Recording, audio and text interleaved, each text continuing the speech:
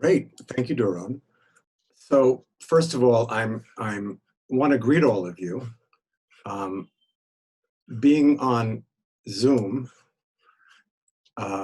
with so many people is not what I'm really accustomed to. I'm sitting here in my cold office in Jerusalem, and I'm looking forward to the time we're going to get to spend together to think a little bit about Rembrandt. I should just tell you from the very beginning that I'm a Miltonist, meaning I study John Milton, and I'm really an English professor before I'm an art historian. And it's my interests in Milton are not unlike my interests in Rembrandt. Both of them are interested really in reading, and I want to explore that tonight. And the title of this is Rembrandt's Readers Reading Rembrandt. I think it was perhaps also advertised as a Northern Renaissance Midrash. And I'm really taking that title seriously. That is, I want to look at Rembrandt through the lens of Midrash.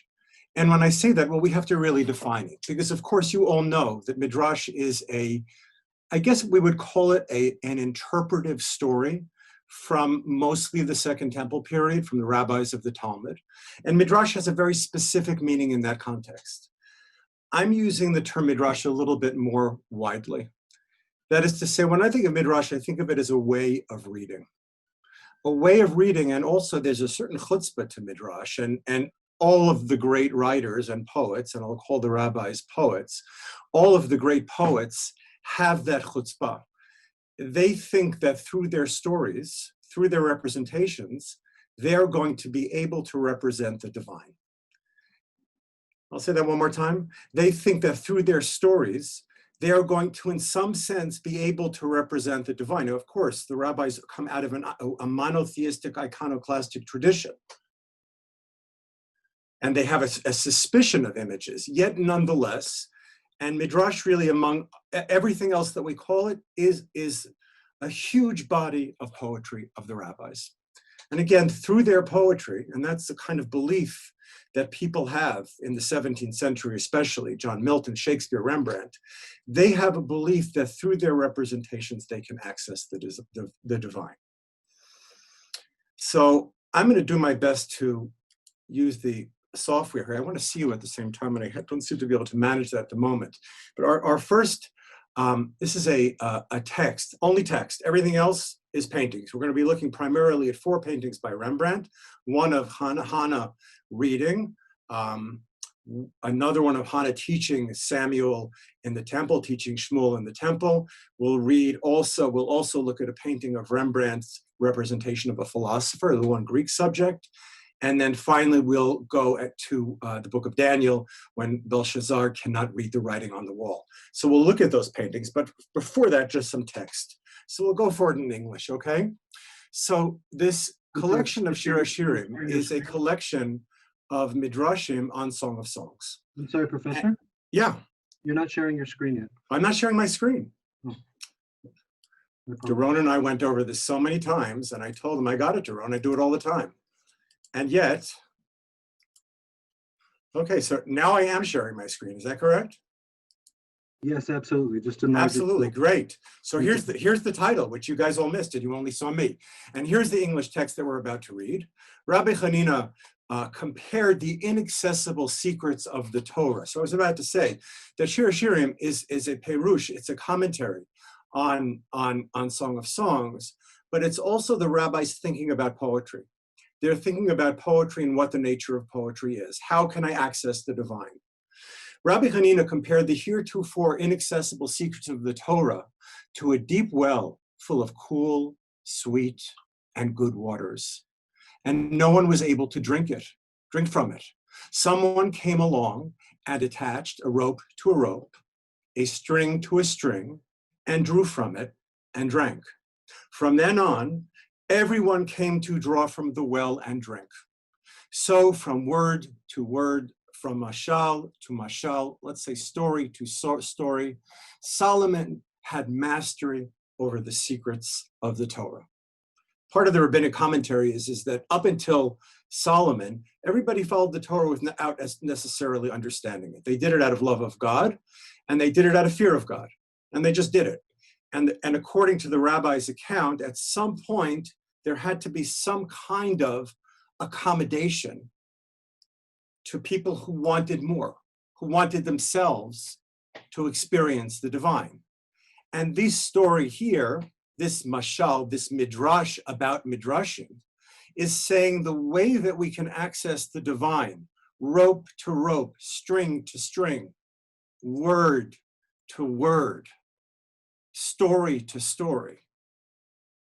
When the rabbis think of getting to the truth, they're not thinking about an equation. They're not looking at an Excel sheet. When the rabbis are thinking about truth, they're thinking about the only way to access that, and to access that is through another story. In order for me to understand one story, I have to tell another story. In Midrash, in many ways, and this is true for us as well in relationship to Rembrandt, is bringing the past into the present. That is, through my reading of a story, I turn it into something that makes sense to me. So when using that sense of the word midrash, I'm not only referring to the stories, but the way midrash tells stories.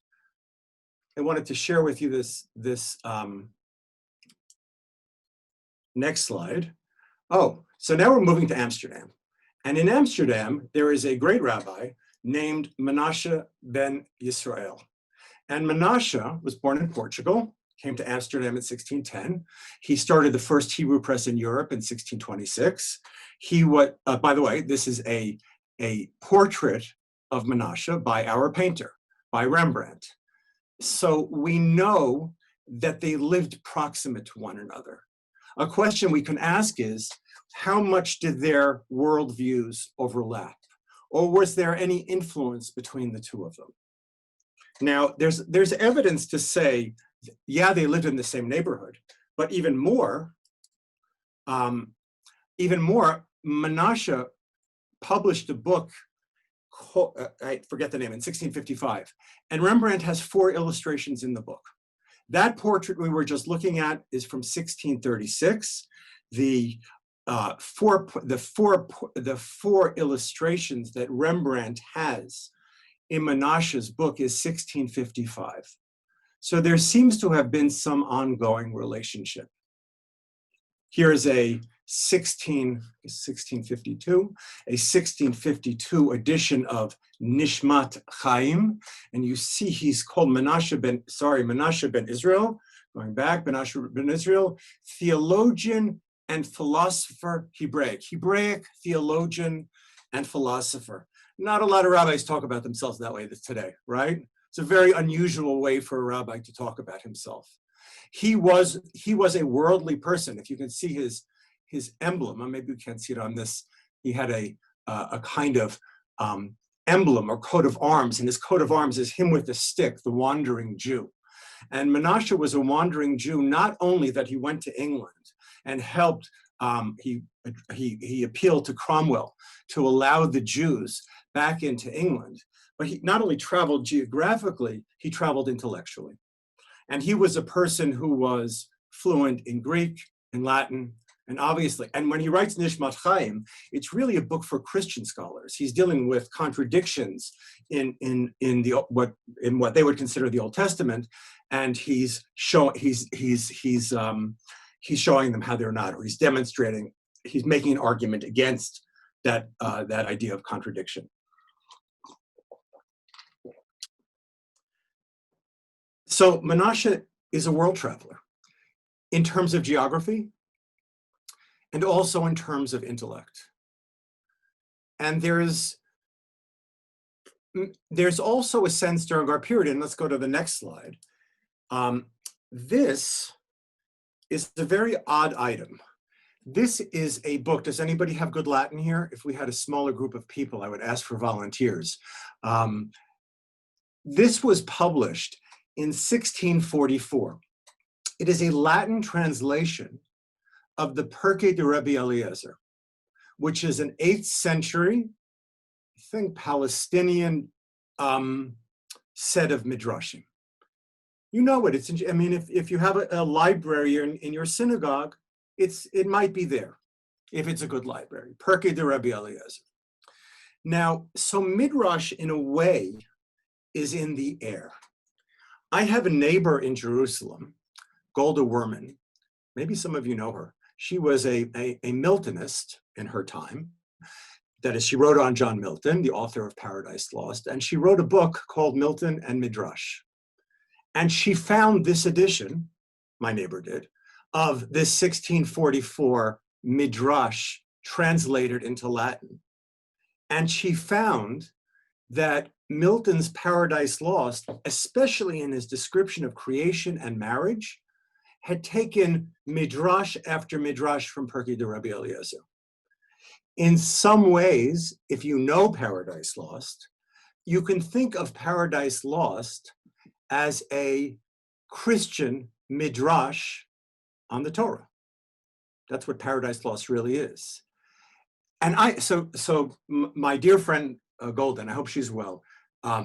So she pointed out, and all the major authoritative Milton traditions quote her all the time now.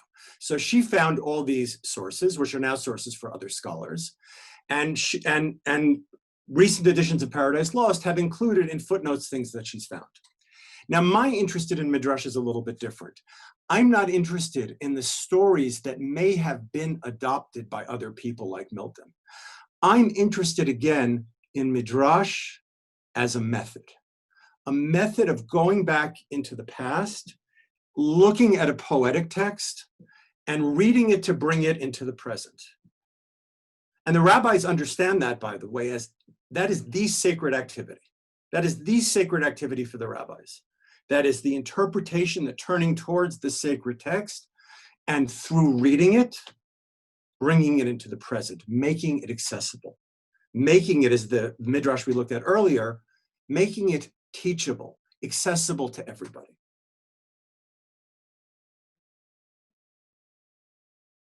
Stories are the best way of communicating.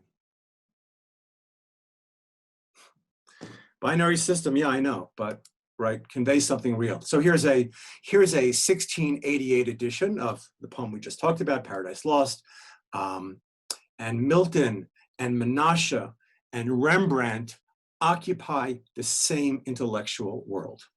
They occupy the same intellectual place, the same intellectual world. I really feel, and it's not just because I love learning the rabbis and I love reading Milton and Shakespeare and John Donne. They all have the same sensibility of wanting to take something from the past and make it their own, transforming it, and really looking at the precedent text, look at the thing that they're reading as sacred. So it's an odd dynamic, because on the one hand there's this sacred text, and what's happening in the text of the rabbis, for example, is that they are making their own words sacred through the relationship with the past. And that's the lens that I want to look at Rembrandt.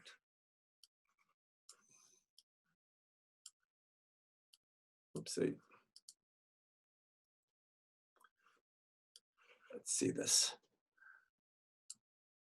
Now, we can be a little leisurely together since we have some time. I really do want you to look at these paintings as we're discussing them. Meaning, I don't just want to talk about them, I want to read them together. So I hope you have nice, good screens. So this is a painting by Dirk van Dellen. I'm not an art historian, 1632. The picture itself is really, I mean, I think there are many things that are interesting about this picture. How is this, and I'll just ask you some questions. How is this different than conventional representations of churches? What kind of people are here? What kind of activities are taking place? I mean, first, the most obvious activity is the taking down of the idol, of the icon, right? So we know that Dutch Amsterdam the Dutch Republic looks with great skepticism at Catholic imagery. And they are really the first Protestant reformers. They were iconoclasts, bringing down the image. And here in this painting, we have the demonstration of the bringing down of the image. Now, what else is notable about this painting? I mean, look at the background. It's all whitewashed. Where's the stained glass? Where's the beautiful wall paintings? I mean, there is this interesting part, which we don't really have time to talk about at the moment. It is strange. I mean, what else is happening in this church? I mean, what about these people over here? Can you see what my mouth shows up, right? Yeah, nod. If my mouth shows up on these two people, yeah, good. So what are they doing here? It seems more like they're taking a stroll than doing anything having to do with any liturgical service, obviously. This person's hanging out. I mean, you really see the Dutch city-state really encroaching into these sacred spaces. And that's what's represented here. What's kind of paradoxical about this painting, and I hope just for a second to pause to think about what the paradox might be here.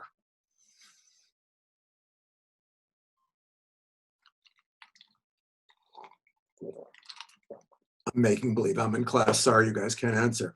I think the paradox is that this is a painting about iconoclasm. And by that word iconoclasm, I mean image breaking. This is a painting about iconoclasm, but it's a beautiful painting, right? On the one hand, the painting really documents a moment in history when things are changing. The idols are being brought down. And yet, and this is Rembrandt and his school, Rembrandt and everybody around him, and yet, even as they are iconoclasts and image breakers, they paint the most beautiful things, right? I mean, another thing that's kind of amazing about this painting is the different planes, the different surfaces. Where do I look in this painting? This painting is perplexing. It doesn't really, I mean, you can think of the old Renaissance paintings where they give you perspective, right? Here, where do I look? And this is very much like Rembrandt in a certain sense. Where do I direct my eyes? And I think you could say that one of the things about the painting of the 17th century is it makes it difficult to read a painting. If you were reading paintings of 50 years ago, you have to start thinking again about it. Rembrandt does this all the time, especially commentaries on older paintings. He's got a commentary on the Last Supper. He turns it upside down completely. It's Samson's wedding feast. But here I think we see as well that sense of where do we focus our eyes? And part of the question we're going to ask in Hebrew relationship here, but also into Rembrandt, is what does he get out of this sense of this different focus, or how a reader is forced to change perspective, move back and forth. Okay, here's still not Rembrandt, but what a gorgeous painting, right? What a gorgeous painting. Can anybody, you can already see the title, but could you guess from the painting what the title would be of this painting? Abraham dismissing Hagar. So what is, I mean, there's so many odd things about this painting. It's gorgeous. I mean, first, where is this? I mean, this seems to be in some kind of non-place, or if any place, it's certainly not in the place of Abraham. It looks like Nicolaes, Maes, is bringing these characters into the present. You see them in the present.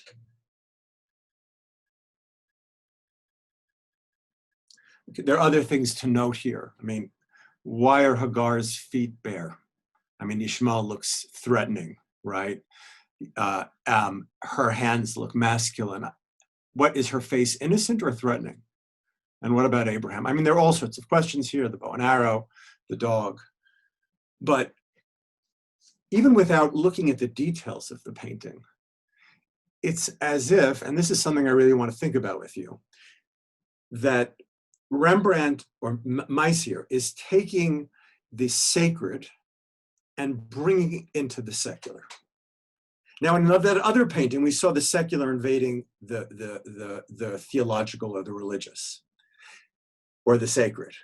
But here, the sacred is being brought into the present. This is not, whatever jokes you want to tell, this is not how Abraham dressed, right? it's a contemporary or very modern reference point.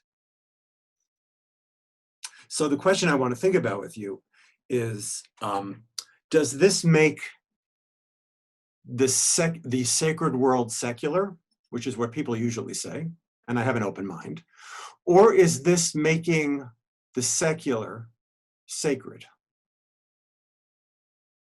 People look back at this painting and say, oh, you see that this is the beginning of the desacralization of life, the rendering of the non-sacred of everyday life, or even of biblical life. I'm taking the Bible and I'm making it very accessible. I see it in the street. So people will argue, well, this is the beginning of secularization, and you see it here. And it may be in some story.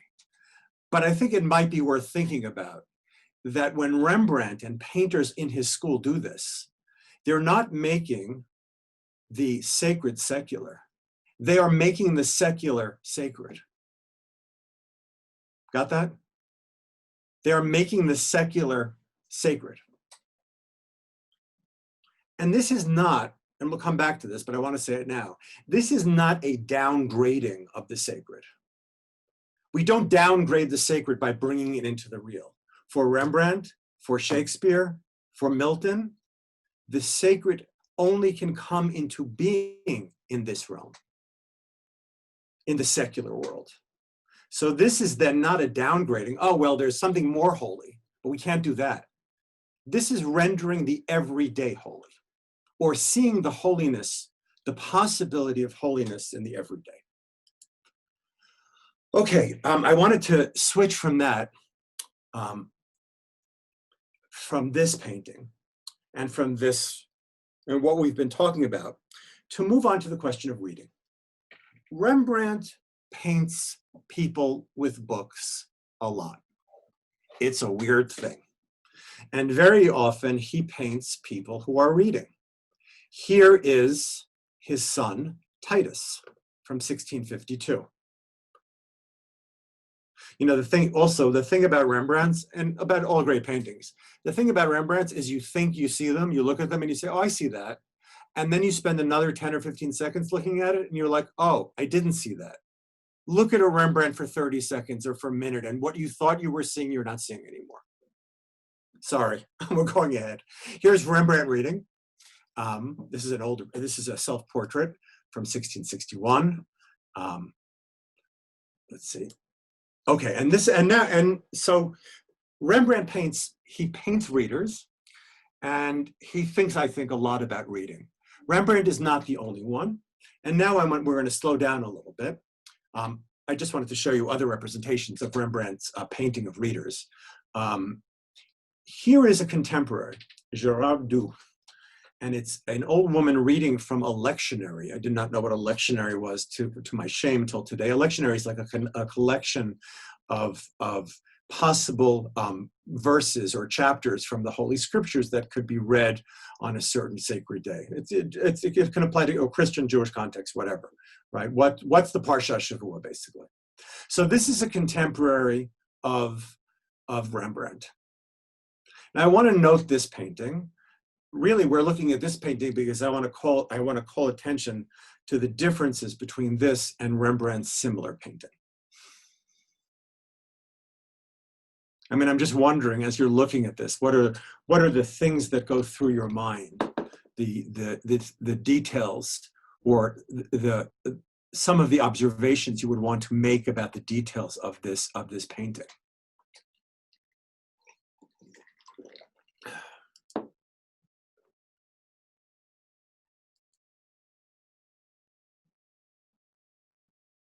I mean, there's something very, very exact about this. And we might say, if we were art historians, that this is really emphasizes almost a kind of realism. It seems like a 17th century realism. The details are very, very fine, although we can't see what she's reading. That is something to note.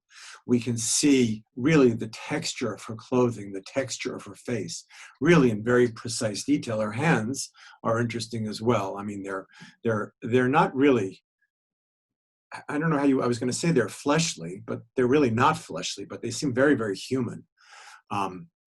She's also adorned. So let's just keep this one in mind as we move on to the next one.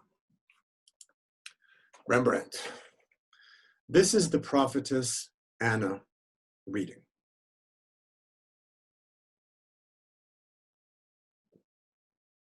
I have to confess that I saturated the colors a little more just for the computers, but it's I think with this print, whatever this picture, you can really see the gorgeousness of the colors, the lushness of the colors. Now, people will argue about what the title of this was, whether it is the Prophetess Anna reading or whether it's a picture of Rembrandt's mother. And according to what I just said to you just a little while ago, asking that question is really not very interesting or productive. Because for Rembrandt, his mother is as sacred as the Prophetess Anna, Hannah. And if we see Hannah in this representation of his mother, it's because that's how he sees her. Now here, I'm really going to give you like an endless amount of Zoom time, 10 or 15 seconds, to think about how this representation is different from what we saw before, right? How is this different from this?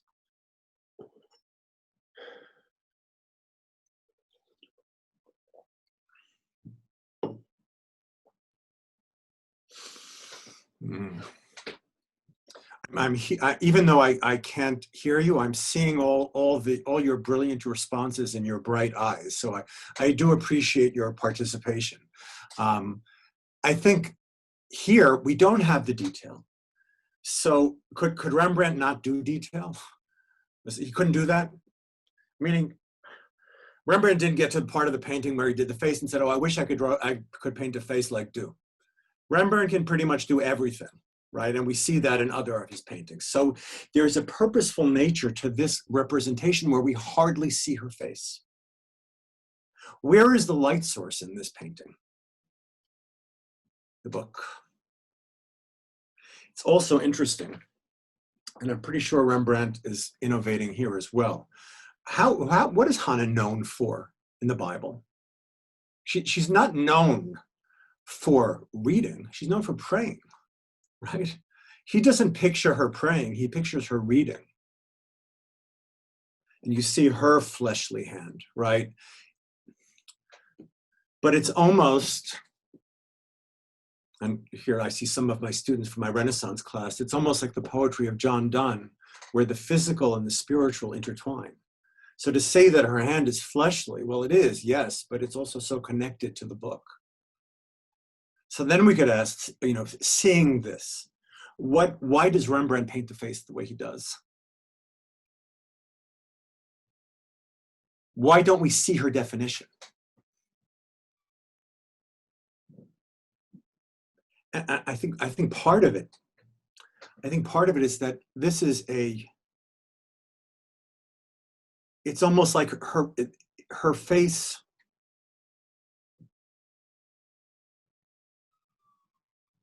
I don't know, maybe in its lack of kind of material recognition, it becomes more spiritual.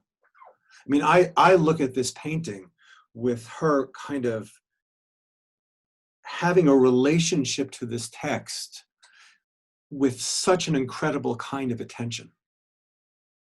I think it's really, and this is what reading is for Rembrandt, I think. This reading is an attention of love. Now us, outside of the painter, we know something very profound is going on here, but we're really not participating in it. Meaning we see her. Hannah doesn't care if we're here or not. She's got her book, right?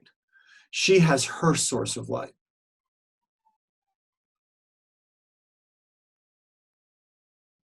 And again, right, this is not prayer. This is Hannah learning, studying. And there are all sorts of things we could talk about in relationship to women's literacy, other representations of women's reading and writing during our period. And it's important for that as well, because that is happening, and Rembrandt is documenting that.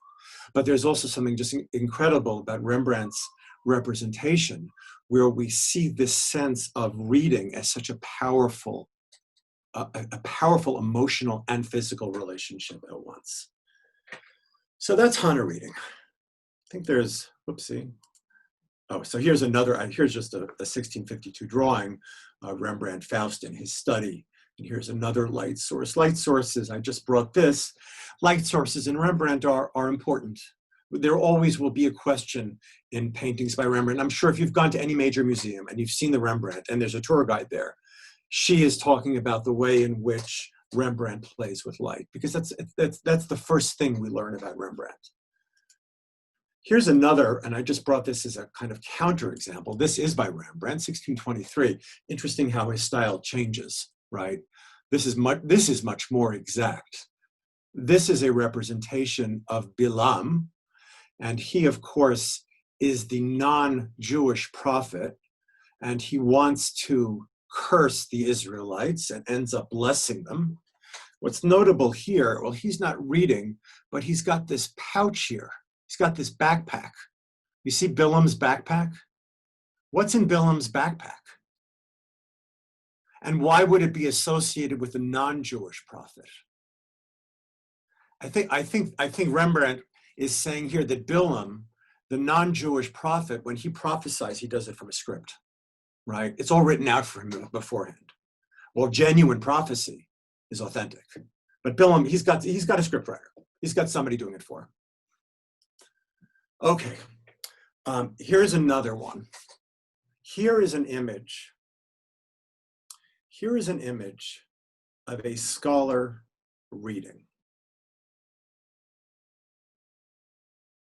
So here's this guy. Can we look at the painting? Can we notice things in the painting? Formally, what do we notice in the painting? If you're looking for forms?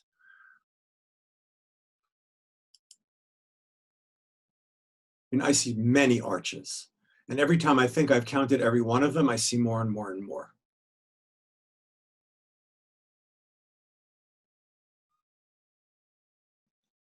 Okay. I see this, well, there's so many significant things. So many things are calling out, darsheni, as the rabbinic commentators say, interpret me. Where is the light source from here? Well, it seems kind of obvious, really. But let's leave a but with that. Then there's this over here. What is this here? Like a tu'udah? I mean, we don't know. I think it's illegible. We can't really read it, but there's something written on the wall. There is writing on the wall. Then there's, well, he's got this open book and two closed books. And then there's this table. And I don't know if you can see well on your computers, but his feet here, the philosopher's feet, are elevated on a stool.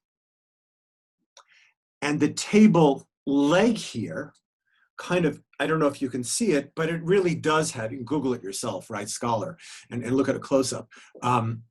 It looks like a lion's paw. It really, I'm not pushing it to say that. It looks organic.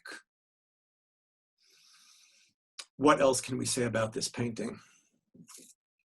There's a green here, and you can't really see it here, but there's a bookshelf. You can see books in a good image of it.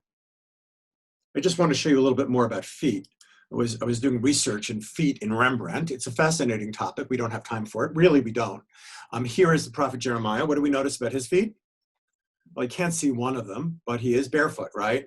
And this is Paul, the apostle, in prison. He's got one shoe on, one shoe off. Knowing that, how he represents the prophets, one Old Testament, or the Old Testament prophet and Paul the apostle, what do we make of the signification of the philosopher having his feet up in shoes?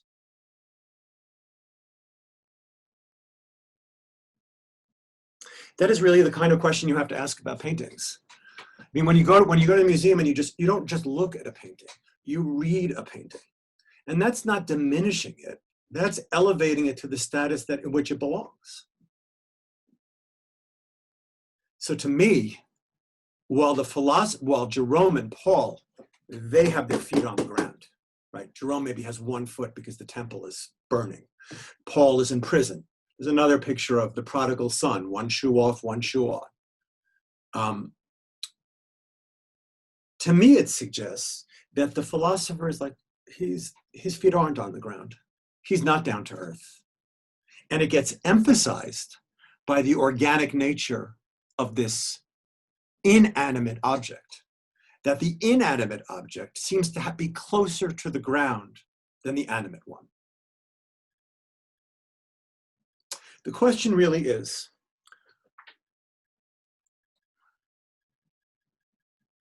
where does light come from in this picture, in this painting? What is the source of light? I think in a simple Christian reading, that you have the philosopher, here's the philosopher, and this light is the Christian light that comes from without. And Rembrandt was a devout Christian of a certain sort. So that's certainly one source of light. Do you see others? I mean, there's light coming from here as well, right? So there's light from here, and there's light from here.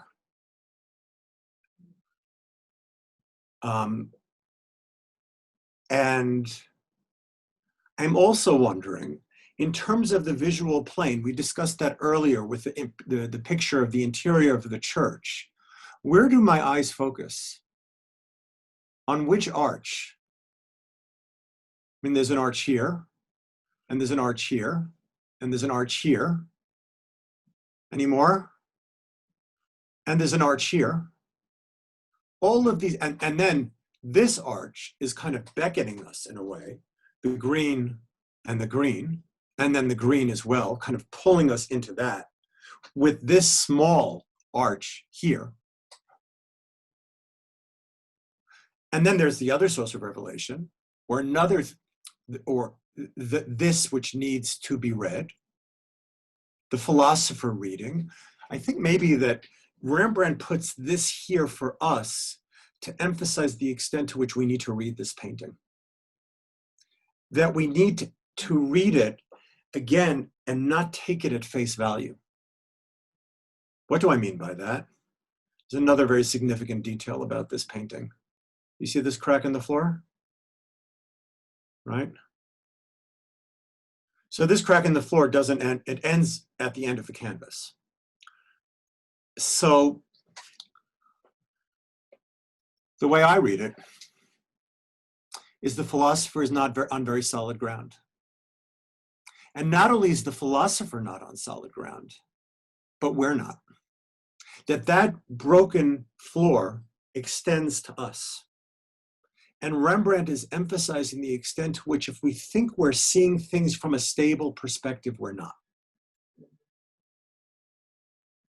The philosopher in this painting, he's focused on what he thinks is the truth. There are all these other places from where the light is coming. And we're not left with any sense in which there's one plane or one perspective which we can rely upon.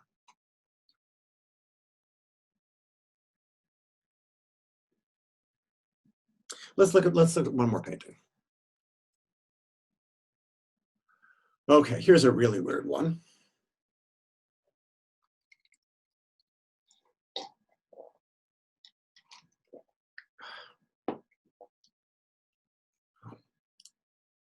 You guys are just chatting away there, huh? Oh wow, I'm missing all the good conversation in the chat.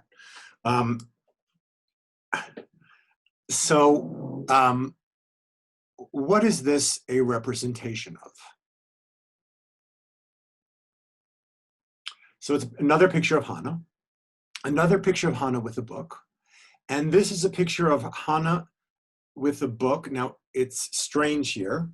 It's a closed book, but she seems to have her fingers holding a place. And she's teaching Samuel. Now again, and I'm not a big Tanakh Bible expert, but what I know from the Bible is that Hannah is known not for teaching, but for praying. And we've seen her reading, and now Rembrandt is representing her as teaching. And Samuel is sitting,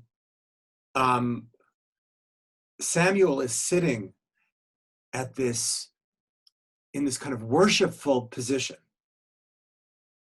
She's got her hand on the book, on the finger of the book is closed. There's this group of people over here. We're not really sure who they are. Maybe this is Ellie of the story actually praying. And Rembrandt puts Ellie in the background and Hannah in the foreground. But what other aspects of this painting? I mean, there's a decent book about Rembrandt's representation of Old Testament scenes. And it's very big. There's tons of them. So Rembrandt is really focused on the Hebrew scriptures, on the Old Testament. So what else, where else do we see? I mean, here's something kind of Greek over here, right? There was something Greek, and there was a Greek on the side in the other painting as well. So Rembrandt might be mixing that in here. But what other aspects? I mean, what obvious aspect is there which shows Hannah's Hebraic setting, her scriptural setting? I mean, it's not, well, what are these things over here? So we got, wherever we are, here's the 10 Commandments, right? So that emphasizes the Hebraic perspective. Anything else?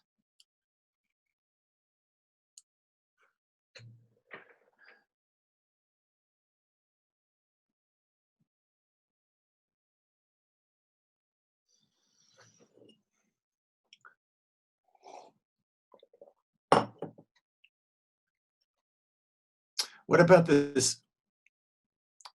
Let's say I don't have a Christian lens available to me. I don't have one available to me because, of course, everybody looks at this and sees the crucifix, right? If I don't have that Christian lens available to me, what do I see? What do I see? Maybe some of you have that Hebraic lens. What do you see if you see this in the context of this only?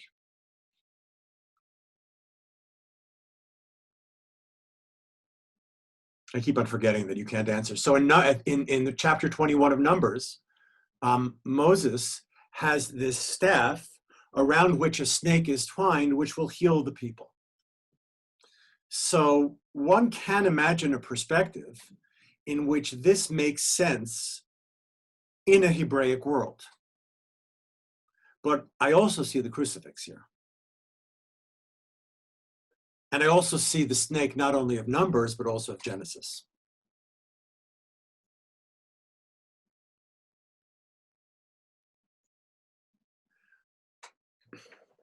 Rembrandt not only,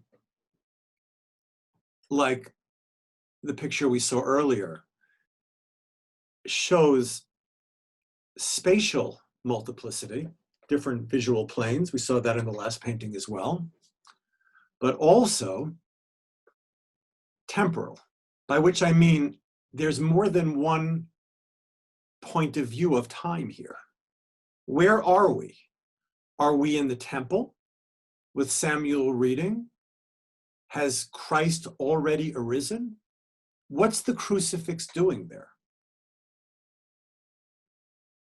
And think about Hannah's book. Why is the book closed?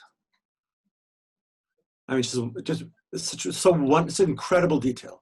The book is closed. She's pointing to it, and he's looking where she's pointing, and she's holding the page open. I think the book is the Old Testament, and she's holding it, and that book makes this whole scene possible. And the book is closed to Rembrandt. Why is it closed? Because it's a New Testament. But it still makes this scene possible. It's from this book, that's how Rembrandt is thinking. It's from this book that everything else comes. There's a lot of, and this is what's wrong with the book about Jewish Old Testament scenes. There are some readings of Rembrandt, or there are some versions of this kind of representation. I know it a lot from, let's say, Milton or Augustine or Paul, where you take something from the past, from the Hebrew scriptures, and you pull it entirely into a Christian context. It's called typology. So an easy one. Yitzchak at the Akedah, at the binding of Isaac, that is a type for the coming of Jesus. Now, in most Christian readings, the Hebrew readings get sucked up into the Christian entirely. Rembrandt, however, gives absolute priority to them. It's not only because he liked Jews. It's not just that, because he knew Menashe. Because he had a sense, I think, from his own perspective, that the world of Hannah and what she represents and her book makes possible the whole scene that you see here. Here is Hannah in her pedagogical mode. She's teaching. I mean, it's strange. I mean, she's blank face. It's looked like, I mean, it's true. We didn't point that out. I mean, it's probably one of the most obvious things. At the same time that she's teaching, she does really seem otherworldly. And the color of her dress here shows the contrast between this part of her and this part of her. Her face really just white. So it's maybe in some sense she's like a ghost. She's maybe not all there, not completely there. But Rembrandt introduces different temporal planes. I see things from different temporal perspectives. I'm in the Garden of Eden, the snake. I'm in the desert with Moses, the snake and the rod. I'm with Hannah in the temple. Well, here I am in the temple, and the redemption of Jesus, which is coming or has already happened in some sense, is also present. So there's the present of the painting, which opens up to multiple presents, to different points of view. So in this painting, in this painting, we see really and it's a Greek painting. There's really one temporal point of view, I think, but they're different planes, different places where our attention goes. In this painting, Rembrandt is asking us to see different time frames at the same time. Is Hannah in the story or telling the story? That book is central in this painting. That book makes the rest of the painting possible. But she's in the book. And the book is closed, but her finger's in it, right? Her finger may be in it. I'm holding on.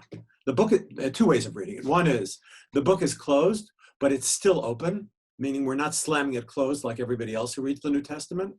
And it's still open that I'm not giving up on it. I'm from a psychological perspective, I'm still here. I'm still hanging on. I'm still in the scene.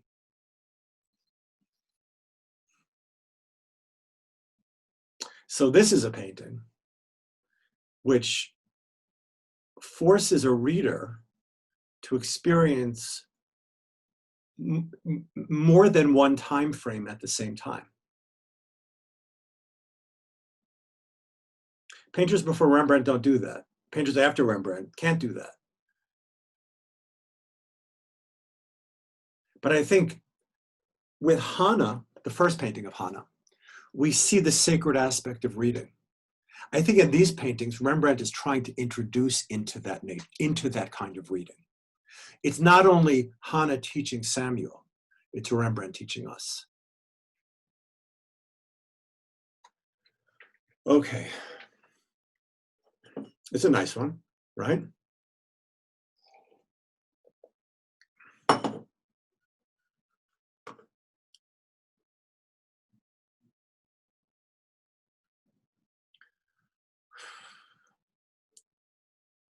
Does somebody want to tell us the scene in Daniel from which this comes? Oh, drats, you can't talk, so I guess I'll have to do it.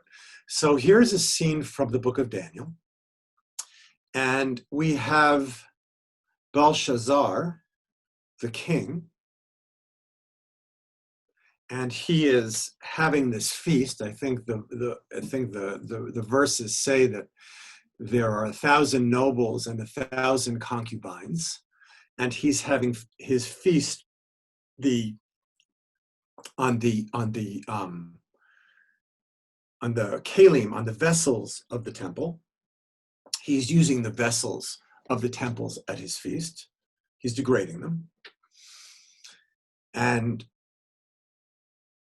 amidst that, a divine hand, and that's not Rembrandt's innovation. Within that, it's in Daniel. There is this revelation through language, which is what happens in the book of Daniel. And this is a scene. I mean, I wish you guys could help me describe it. What is this a scene of? What is happening in this scene? This is a scene in which Rembrandt is dramatizing reading. And our figure here doesn't seem to know how to read. Or there's a certain kind of terror that we feel at this sense that there is a message that we cannot read.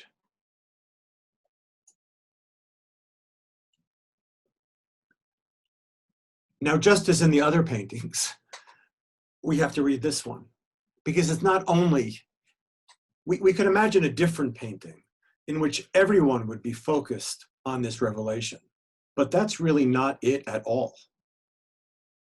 We have Belshazzar who's looking up here at these letters, which he can't decipher, and it will take Daniel to come and decipher it.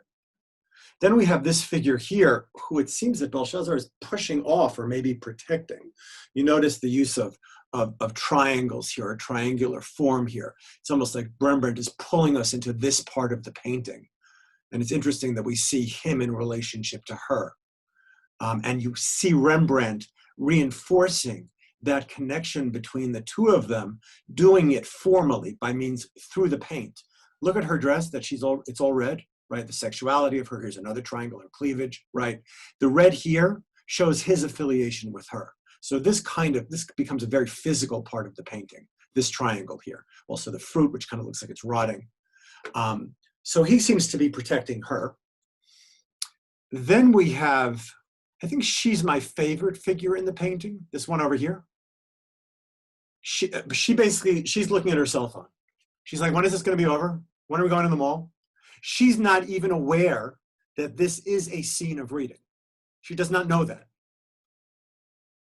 The rest of the figures seem to have a sense that they don't know how to read and it terrifies them. She couldn't care less. She's at the point, can you imagine such people? She's at the point where she doesn't even know there's something to be read.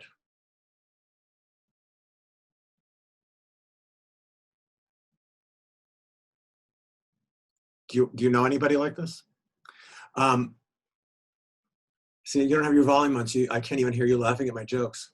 Now, what about these two over here? So this is the guy and his concubine, right? Another triangle joined together, right? What are they looking at?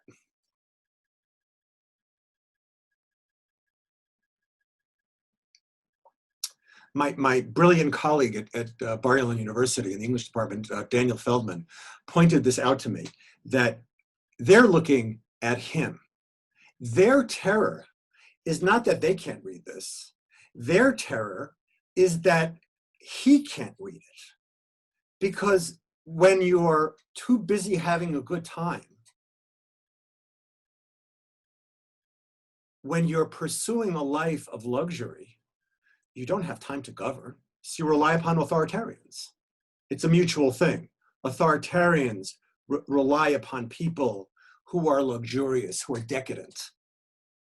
And the decadent people rely upon their authoritarian leaders for the same reason. He'll do the reading for me. And their terror is, oh, he can't read. Now we're really in trouble. We don't know how to read. That's their shock. She doesn't care. We don't know about her. The question that Rembrandt, of course, is asking is, can you read? Remember at the very beginning of Hamlet, one of the guards comes out and says, who's there? First line of the play. Who's there? That's the whole play right there, right? Who's there? Rembrandt is doing the same thing right over here. Where's the water pouring? It pours on them. It's also pouring out on us. You're also here. Can you read? Do you know what it means to read?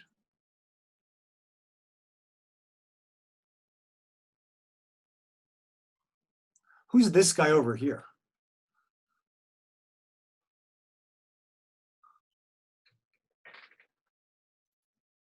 Rembrandt often, not only in his portraits and self-portraits, but also in his paintings, he includes images of artists, not always painters, sometimes painters, often musicians.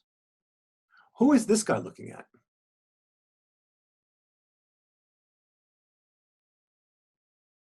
Why would Rembrandt's artist be looking out at us?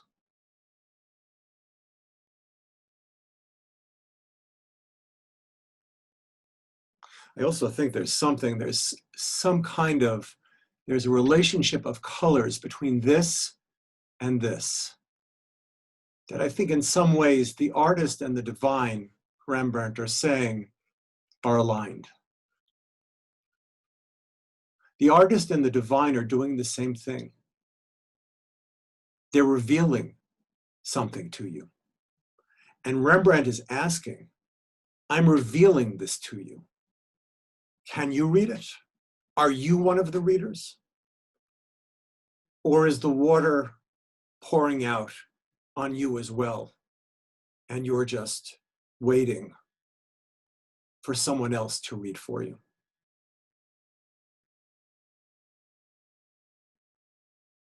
For Rembrandt,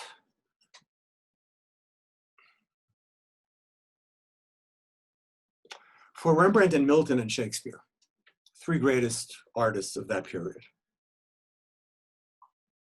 they all understand the complexity of reading and seeing.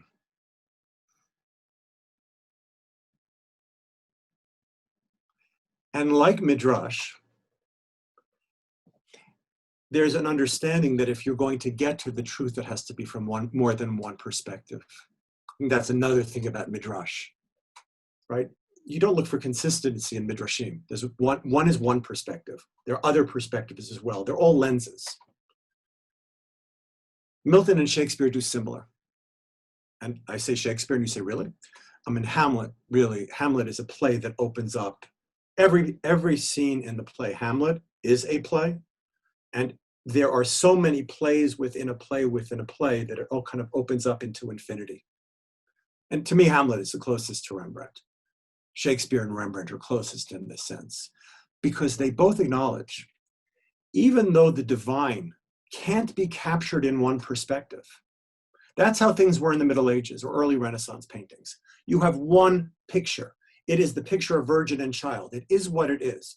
Surely there are complexities within that genre. But Rembrandt and other 17th century paintings tell you you no longer can look at the world in that way. It's not singular. If you think you're seeing the world from one perspective, then you're seeing it wrong. You're not reading properly.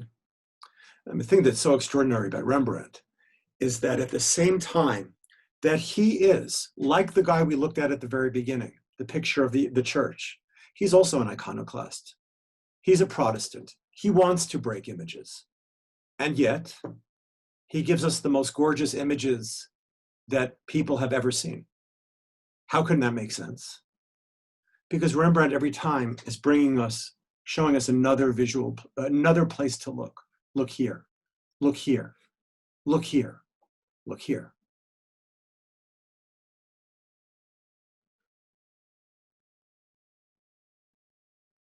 So Rembrandt's paintings then are not only a commentary on reading, but really a training in reading. Rembrandt is saying, read me.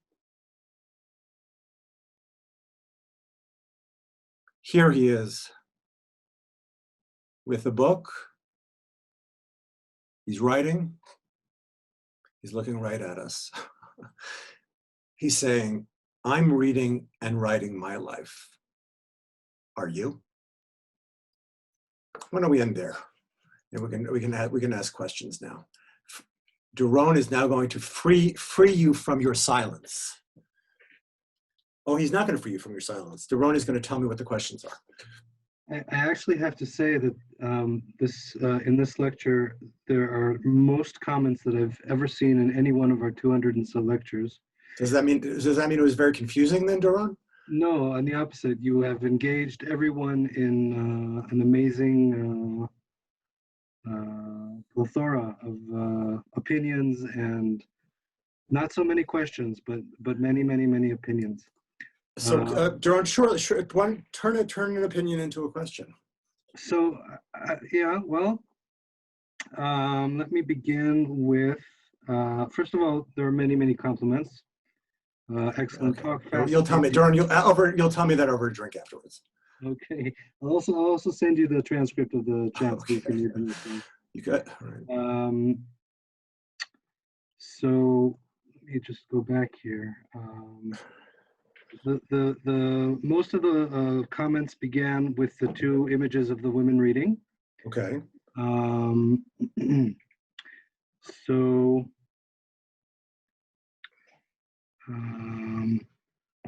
there are many comments about the focal points and the light.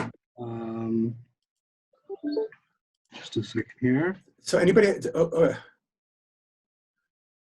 Okay, so there's a question from Lawrence Kolbrener. I'm just looking at the chat. Fasted. I wish, so somebody asked me, I wish you brought other scholars' reading of Rembrandt. No, I can't really do that. I mean, I will do that, but I have a lot to learn from other scholars. I do, and I'm not an art historian, and I have a lot to learn from them. But I want to preserve for myself that authentic engagement with the painting.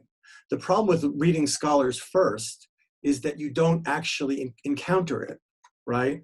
And I'm not saying whatever, you disagree with what I said. I mean, I don't care.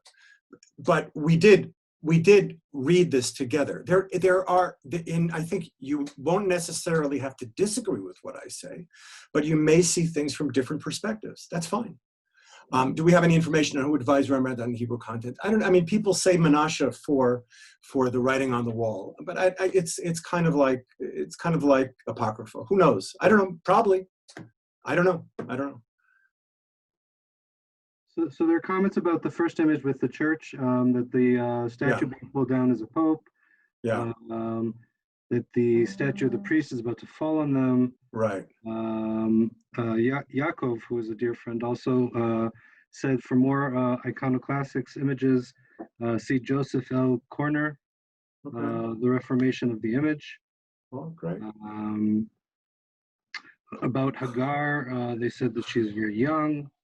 Doran, let me just interrupt you. Somebody's asking here, do we know what Rav Kook saw in Rembrandt when he used to go to the National Gallery during the First World War in London?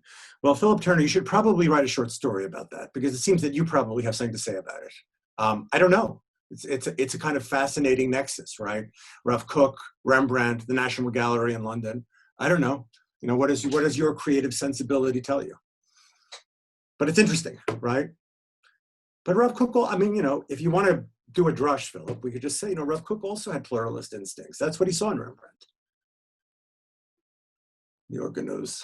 There we go. Thank you, Jane Shapiro. Rembrandt saw the hidden light. Sure he did. Of course he did. That's what he paints. He paints the hidden light.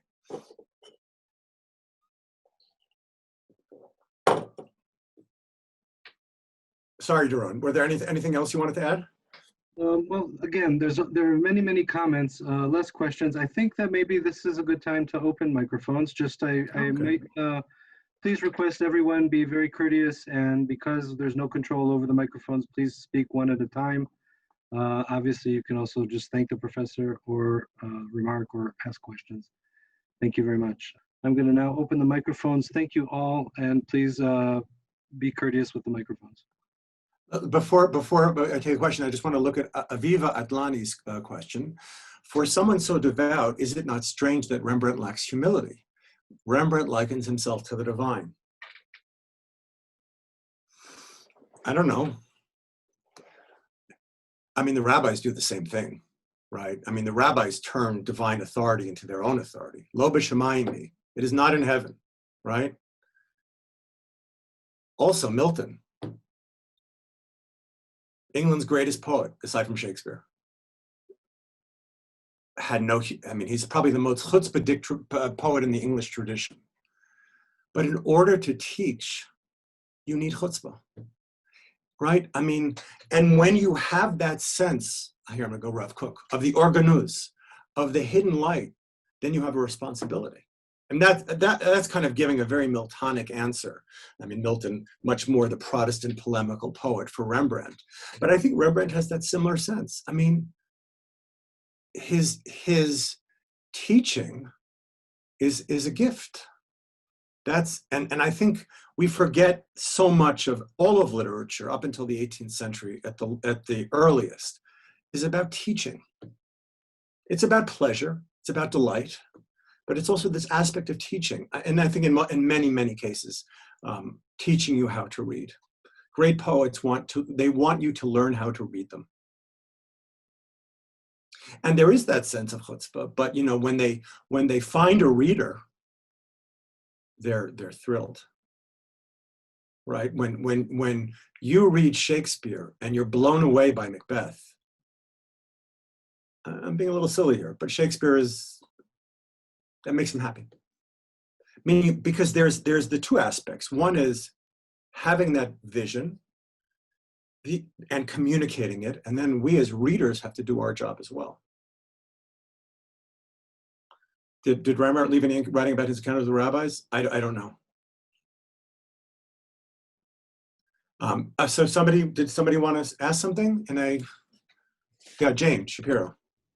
I would love to share with my students some of these thoughts, and I'm wondering if you could recommend a passage in Milton that you think that would just draw out some of these ideas. So then we could look at the biblical source, and then maybe a Midrash from Pirkei Rabbi Eliezer or someplace else like that would make.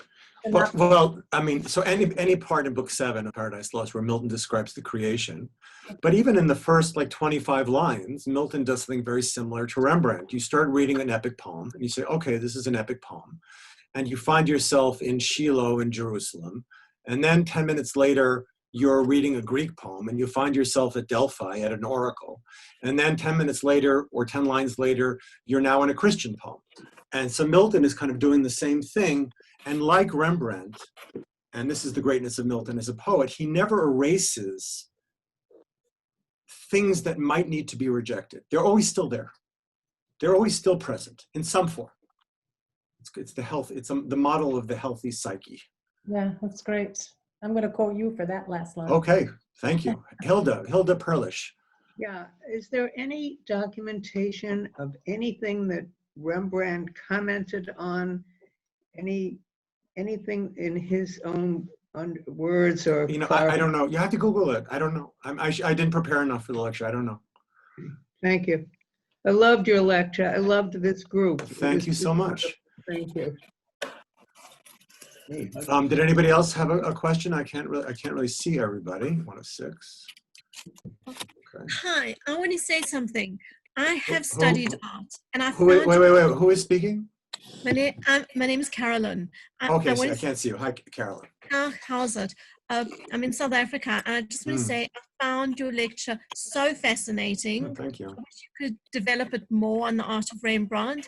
And for me, Rembrandt, because there was a whole debate about his chutzpah, I think Rembrandt went through different stages. As a youngster, he was maybe more arrogant, but towards the end of his life, I don't know that people know that he lost all his money.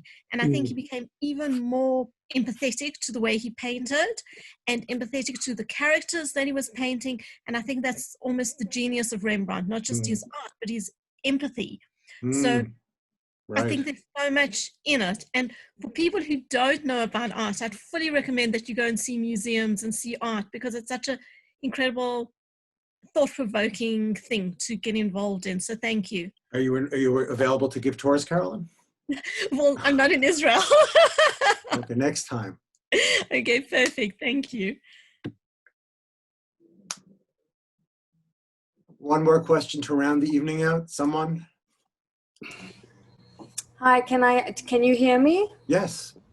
So I'm also calling from South Africa, and thank you very much for your lecture. I had attended another lecture about Rembrandt's art given by the Academy of Thought and Jewish Learning, which I think Rabbi Jonathan Sachs actually started in England, and then they brought it to South Africa. One of the things that struck me from this lecture, and I apologize, I came to your lecture late, so you may have addressed it, was that a lot of the art prior to Rembrandt depicted Jews in a very unfavorable light. And he kind of changed that. You know, he turned that around. He made us look human. He didn't put the stereotypical, horrible, like big nose, you know, pointy hats and this kind of thing that other artists had done. So I thought that was fascinating coming from a non-Jewish person. Right, and we also said in relationship to the painting that we really, as much as we know from Rembrandt's perspective, that Hannah yields to another story. She's part of another story. She's still the center. She's still the very center of this story. And it's really through seeing her that we have that connection to the sacred, or through her, through all of its different time schemes. Okie dokie. I want Dina. So let's make this the last question. Thank Dina you. Rabinowitz. You're on. Oh, you're on mute. I'm sorry. I want to know what's next. What's the next? What's the schedule? How do we find the schedule? When are you giving another lecture? This was so exciting, and the discussion, the chat was fabulous. I loved seeing everybody's comments, and it was very exciting. I think Jerome went home. He's in charge of that stuff. I don't know. Thank you very much. just- We're definitely going to be happy to have Professor William talk again. The link to our website is in the chat room. We have other lectures, also international and in English. Most of our lectures are in Hebrew though, but you are welcome to sign up. We have a newsletter in English which will publicize our international events. We also have a WhatsApp group where you can sign up and we send notifications before the events.